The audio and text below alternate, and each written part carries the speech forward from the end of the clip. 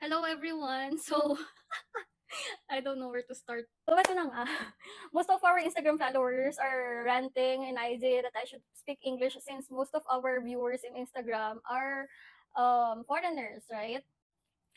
I do understand that, but guys, just gonna give you one fact about me na I cannot talk to other people in English. I swear. I don't know why, but I'm shy.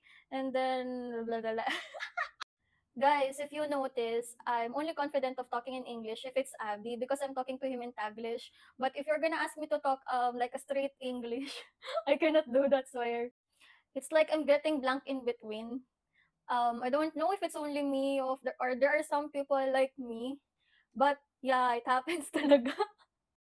Maybe next time if I'm gonna do some Q&A, I'm just gonna put some translations in my videos. What do you guys think? I'm just worried in one thing. Like, for example, if I do the translations here in my videos, what if the translation is wrong or I took a wrong grammar or something? I don't know pala. Maybe I'm just gonna try. I'm just gonna try for you guys. Siguro sa mga foreigners, okay lang yung ganito. Kasi pagka mga Pinoy kasi nanonood, parang nakakahiya eh.